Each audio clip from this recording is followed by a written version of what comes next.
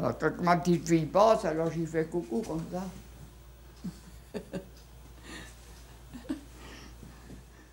Tous les matins, à 9 h. C'est un rituel immuable. Marie-Louise guette l'arrivée de sa petite-fille qui conduit son arrière-petite-fille Maëlys à l'école. Bonjour Maëlys. Des écoliers et des anciens qui apprennent à bien grandir et bien vieillir ensemble, c'est le credo de la Marpa École. Une maison d'accueil rurale pour personnes âgées et 3 classes du CE1 au CM2 sous le même toit. Une aile pour l'école, une pour les 22 logements de Val Touraine Habitat et des espaces communs, la bibliothèque, le restaurant ou la salle d'activité. Chaque jour, les enseignants proposent des rendez-vous aux 15 résidents de la Marpa, musique dictée, calcul mental, selon leurs envies. J'attends le facteur. Souvent, quand tout mon petit travail est fait, ben, j'attends le facteur et puis après, ben, je me mets dans le salon puis je lis le journal. Derrière, je veux du silence. Les filles, vous allez aller voir si les mamies veulent venir faire la dictée. Vous allez les chercher. C'est pas grave, tu vas chercher les mamies, on verra ça tout à l'heure.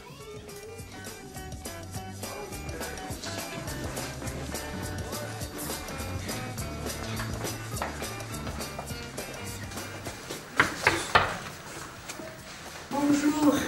Ça va? Bonjour. Est-ce que tu vas venir faire la dictée dans la classe? Ça va durer jusqu'à midi. Voilà la dictée. Oui. Ah bah si, je le fais plaisir. Doris et Marie-Louise sont les 2 premières résidentes de la Marpa École, arrivées à l'ouverture en septembre 2015. Aujourd'hui, de vraies amies, elles apprécient les moments passés avec les enfants, malgré la fatigue et les douleurs de l'âge. Bonjour. Pardon. Bonjour. Marie-Louise, je la connais depuis que je suis petite.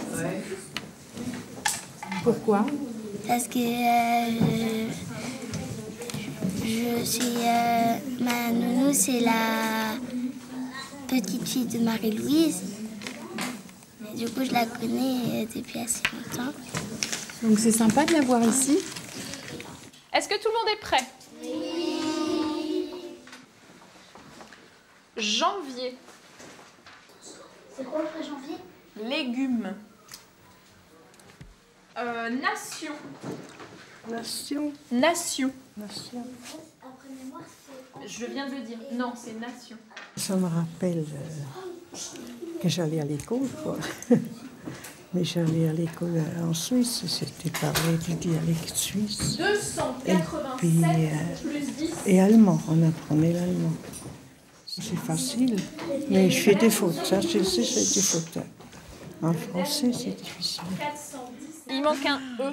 C'est la fumée. Puis ça, il fallait faire C'est ça. un... Voilà. Oui, l'accent c'est bon. Mais il manque un E parce que c'est un mot féminin. Ah, d'accord. Sinon, le reste c'est parfait. C'est très bien. C'est bien d'avoir trouvé. Quel type de lien ça crée en fait entre les gens? Une forme d'amitié. Parce que moi je suis là dans mon cadre professionnel, mais ce ne sont pas, les résidents ne sont pas des élèves, donc c'est pas le même rapport, c'est pas une amitié comme quand on rencontrerait des gens à l'extérieur, mais il y a un lien, il y aurait un mot à inventer. Je ne sais pas trop comment ça s'appelle, mais il y a un lien, oui. L'heure du repas. Après quelques tentatives de partager ce moment tous ensemble, il a fallu trouver une solution alternative pour concilier le rythme des papiers des mamies et l'enthousiasme débordant des enfants. Alors, Maëlys, je t'ai mis avec ta grand-mère. Lorsque vous arrivez à un certain âge, ce qui vous importe, c'est d'être tranquille. Au tout départ, ils devaient déjeuner tous les jours dans la cantine scolaire. Mais vous savez, les enfants, lorsqu'ils sont à la cantine, c'est leur heure de détente, c'est un très gros brouhaha. Et alors donc, non, les personnes âgées, ça les fatiguait de trop. Mais maintenant, ce sont les élèves par petits groupes de 6 qui viennent déjeuner avec nos résidents. Et alors là, c'est un échange extraordinaire. Et autrement, tu es contente de venir à l'école et de venir manger avec ta femme. J'adore ça. Oui, tu es contente. Eh ben, c'est bien. Ils sont gentils, les belles-mères. Ils sont gentils, les grands-mères. Oui, c'est bien gentil. Ça vous fait plaisir d'être ici avec elle? Bien sûr, je suis toujours avec elle, mais l'année prochaine, elle ne sera plus là. Mais enfin, c'est comme ça, c'est l'école. Hein. Amélie. Voilà. Avec Doris ou Marie-Louise, qu'est-ce que vous vous racontez? Il y a longtemps, Marie-Louise, elle m'expliquait l'école avant, comment c'était pour eux. Ouais. Et on se rend compte que quand même, maintenant, ça a beaucoup changé.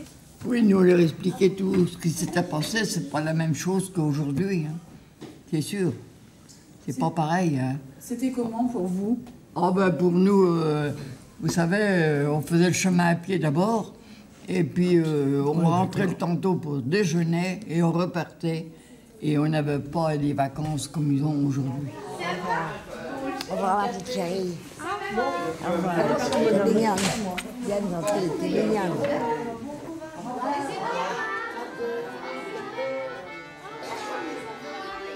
Après le déjeuner, vient l'heure de la sieste pour les 15 résidents qui retrouvent leurs appartements et leur tranquillité.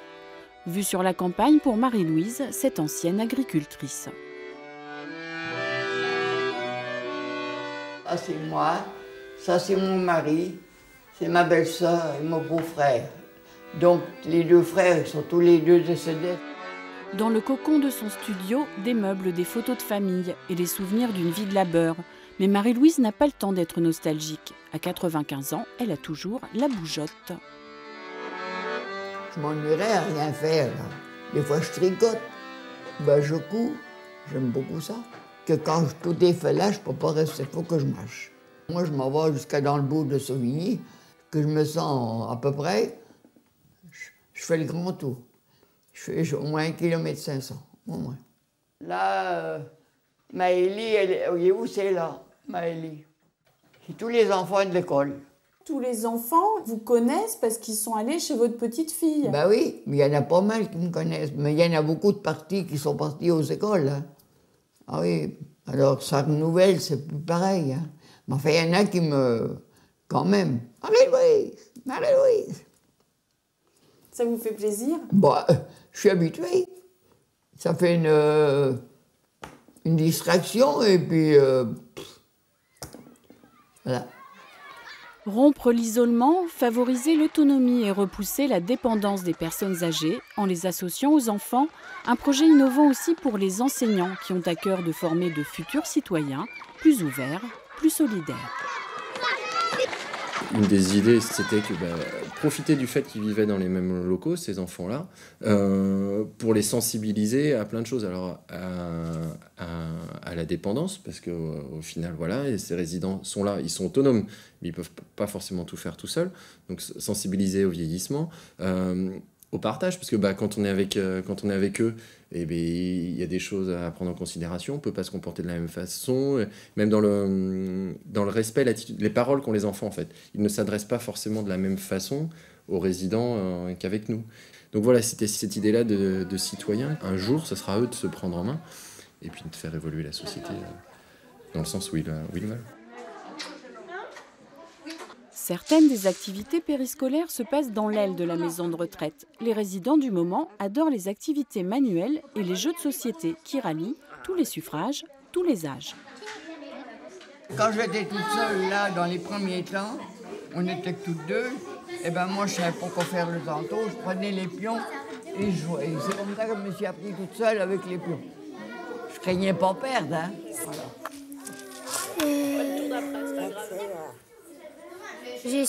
J'ai ça. Tu en connaissais beaucoup de personnes âgées comme ça ou pas? Non, pas avant la marque pas école, quoi. Du coup, je pouvais pas savoir comment elles étaient. Et puis là, du coup, j'en connais plein. Là, on fait des jeux ensemble, on fait plein de trucs ensemble. C'est mieux? Oui, beaucoup mieux. Ce sont des moments qui sont importants parce que c'est des moments qui sont conviviaux, agréables et on est tous ensemble. Et c'est ça le projet en fait, c'est le vivre ensemble et c'est l'intergénérationnel, toutes les générations confondues. Mais l'histoire ne s'arrête pas à la porte de l'école. Au fil du temps, des liens se tissent entre les familles des enfants et les mamies. Vous connaissez ta mère? Ouais. Ah, tu peux nous expliquer? Bah, elles connaissent puisqu'on vient parfois ici leur rendre visite. Et pourquoi tu reviens leur rendre visite? Parce que je les aime bien, elles sont gentilles.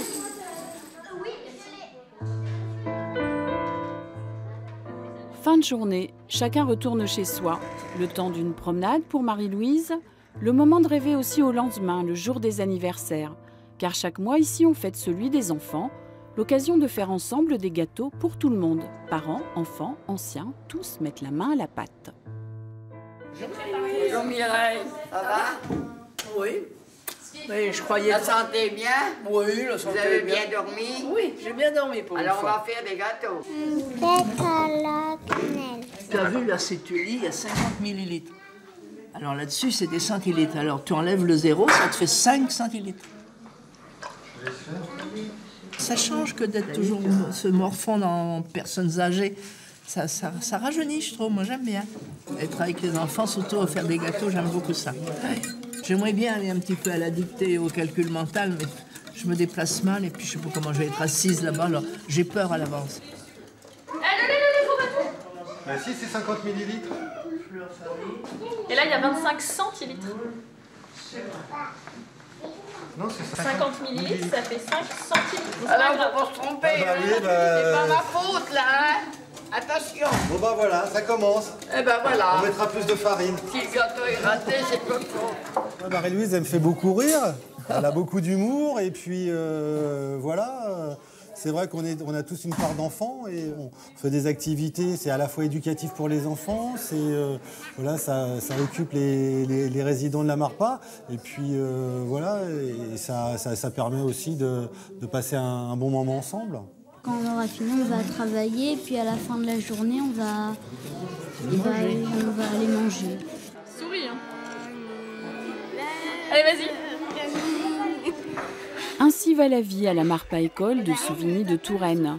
Une aventure humaine entre des écoliers et des anciens. Oui, c'était bon. Et voilà, Lucie. Voilà. Bon appétit. Merci. La Marpa École, une histoire de tolérance et de solidarité entre 4 générations.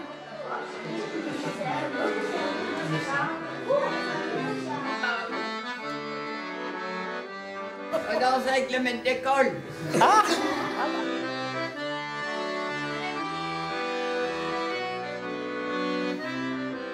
Un mode de vie ensemble, imaginé par les élus de ce petit village de 400 habitants face au temps qui passe.